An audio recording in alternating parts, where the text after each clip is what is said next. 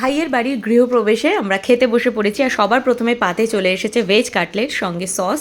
আর এটা কিন্তু যেমন গরম ছিল সেরকমই ক্রিস্পি আর খুবই ভালো হয়েছিল খেতে। এরপরে চলে এসেছে স্যালাড, আর যেহেতু নিরামিষ তাই পেঁয়াজ নেই, শশা আর সেই সঙ্গে সঙ্গে গাজর, আর তার সাথে চলে এসেছে ডাল পুরি, গরম গরম ডাল পুরি আর ছোলার ডাল। আর ডাল পুরিটাও এত ভালো হয়েছিল না খেতে। আর শুধু ডাল পুরি কেন, অ্যাকচুয়ালি ভেজ রান্না হলো সব আইটেমই খুব ভালো হয়েছিল খেতে, আর একদম গরম গরম ছিল। সেই জন্য আমি না লোভে পড়ে দুটো ডাল পুরি খেয়ে নিয়েছি। এরপরে চলে এসেছে নেক্সট আইটেম, এখানে ভেজ ফ্রাইড রাইস রয়েছে আর সেই সঙ্গে সঙ্গে আলুর দম।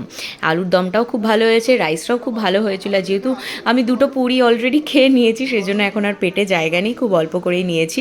আর এরপরে আলুর দমের পরে চলে এসেছিলো হচ্ছে পনির। এখানে পনির পাসিন্দা টাইপের হয়েছিল, এটাও খেতে ভালো হয়েছিল। তবে আমার এর থেকে বেশি আলুর দমটা ফ্রাইড রাইসের সাথে বেশি ভালো লাগে। তো এরপরে চলে এসেছে চাটনি, এখানে আমের চাটনি আর তার সঙ্গে পাঁপড় রয়েছে। আর পাঁপড় আর আমের চাটনিতেই তো আমার খাবার এন্ড হয়ে যায়, কারণ আমি মিষ্টি একদমই খাই না। তবে দেখো পাতে দুটো মিষ্টি পড়ে গেছে, কারণ আছে।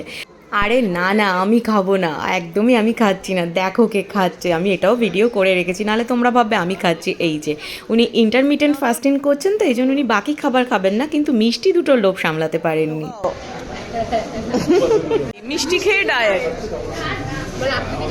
ইন্টারমিটেন্ট ফাস্টিং হচ্ছে মিষ্টি খেয়ে। এরপরে যেটা চলে এসেছে এটা তোমাদের সাথে না শেয়ার করে পারলাম না, এই যে হাত ধোয়ার বাটি। যখন ছোট ছিলাম না, আমি আর রাজ মানে আমার ভাই দুজনে মিলে চুজ করতাম কে কোন কালারের বাটি নেব।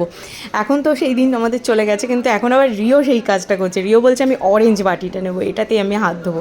যাই হোক, খাওয়া দাওয়া কমপ্লিট। আর আমাদের মেয়েদের যেটা ম্যান্ডেটরি থাকে, লিপস্টিক ঠিকঠাক আছে কিনা সেটা দেখে নেওয়া।